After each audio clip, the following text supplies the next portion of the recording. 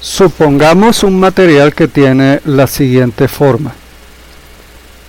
Si yo le aplico una fuerza, puedo deformar ese material, o bien porque la fuerza aplicada es de estiramiento o de compresión. Aquí tendríamos, en el caso del estiramiento, un ligero estiramiento de ese material. Eso puede ocurrir para cualquier material, de mayor o menor medida.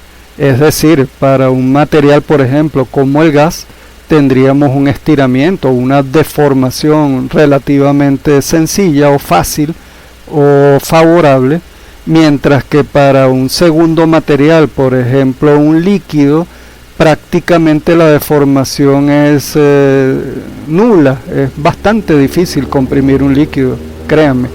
Y para el caso de un sólido, pues depende del sólido. Generalmente es muy difícil, ¿no? Pero depende del sólido. Por ejemplo, una barra de caucho es bastante más elástico que una barra de cobre, un ejemplo. Aquí podemos tener tres metales diferentes: cobre, latón y acero. Entonces ese grado de compresión o de reacción ante una fuerza de deformación puede ser mayor para el acero, menor para el cobre y de pronto mucho menor para el latón. Entonces, en lo que respecta a nosotros, vamos a estudiar un resorte. Entonces aquí tenemos la forma del resorte y lo podemos diseñar de un material bastante duro para deformar, como el acero.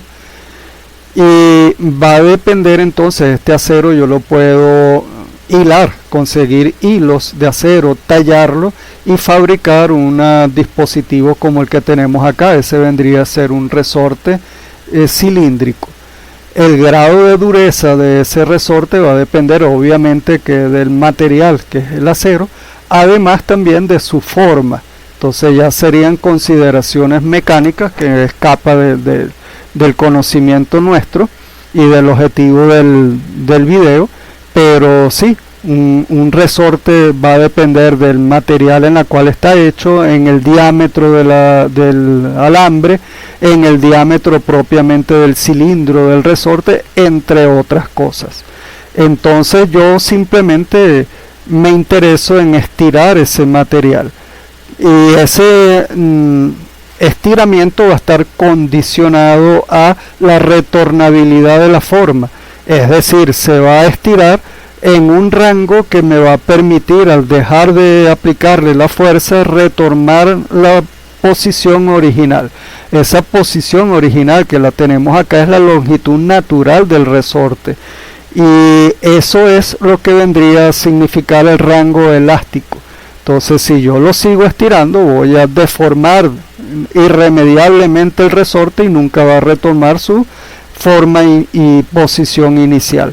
Entonces, mosca con eso. Es extremadamente importante definir lo que vendría a ser el rango elástico.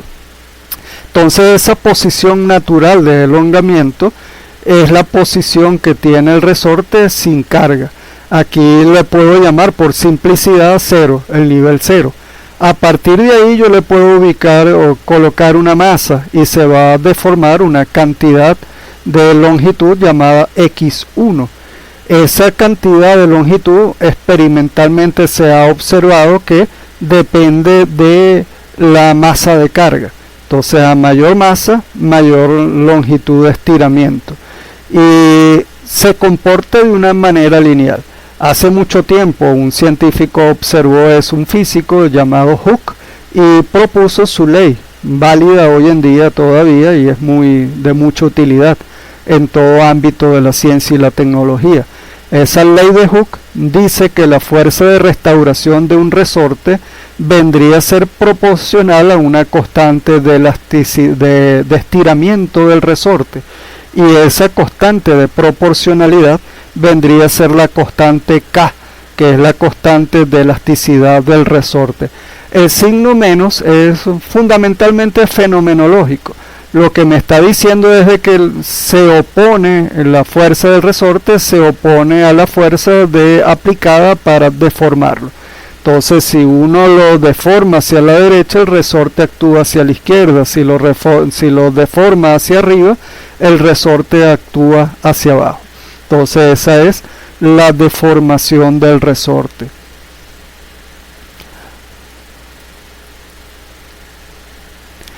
Aquí tenemos entonces una herramienta que vamos a utilizar para poder estimar un poco más lo que vendría a ser esa constante del resorte. La figura anterior que teníamos vamos a recortarla. Aquí tenemos solamente una parte del resorte, la masa de carga, y vectorialmente podemos observar que la fuerza de restauración del resorte se opone a la fuerza del peso, que es lo que está deformando el resorte, y no conforme con eso la masa queda en equilibrio, no se va a mover, razón por la cual la fuerza de restauración es de la misma magnitud y en sentido contrario de la fuerza del peso. Si planteamos la ecuación de las fuerzas, tendríamos acá en el diagrama de fuerza, la fuerza total es la fuerza del peso más la fuerza de restauración del resorte. Como está en equilibrio, eso vale 0.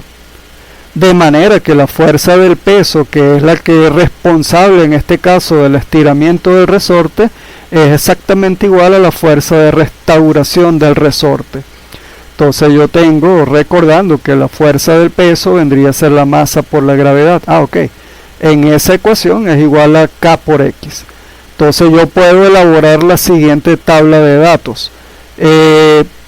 Tengo que para una fuerza que me genera la masa número 1, un estiramiento que he llamado el estiramiento 1. Para la fuerza 2, tendría un estiramiento 2 y así sucesivamente.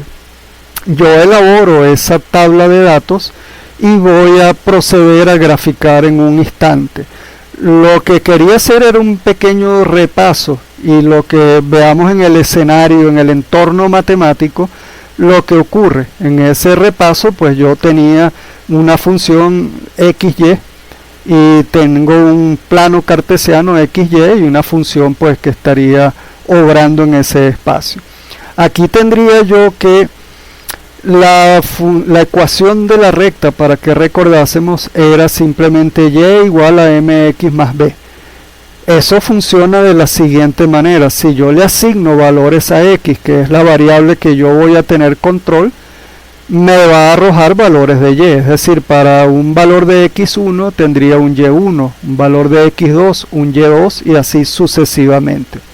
Entonces de esa manera obra esa ecuación de la recta desde el punto de vista netamente matemático.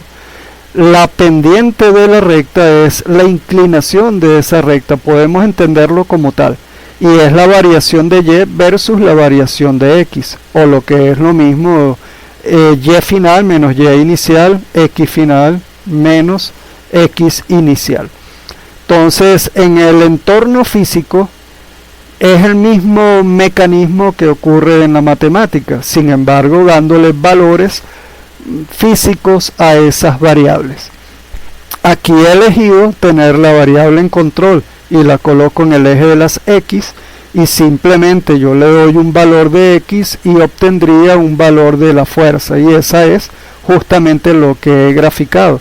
Entonces obviamente si la masa de carga es 0, no hay fuerza, de manera que el corte vendría a estar dado en 0. Recordemos que el corte es el valor que tiene en el eje de las y cuando la variable x vale 0.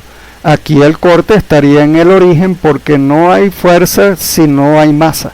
Entonces se resume esa ecuación de la recta simplemente esto. Y de aquí perfectamente puedo despejar la constante elástica K.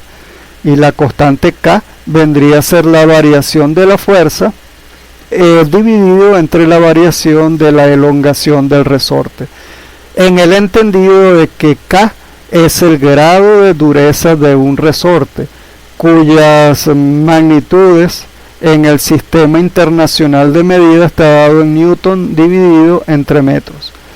Entonces, un ejemplo, acá tendríamos diferentes K en una gráfica de fuerza versus la distancia o el elongamiento, Y para un resorte blando tendríamos una pendiente pequeña, por ejemplo para K1. Para un K2 el resorte tiene una dureza media. Para un K5 el resorte sería significativamente más duro. Para 20 es un resorte muy duro y así sucesivamente.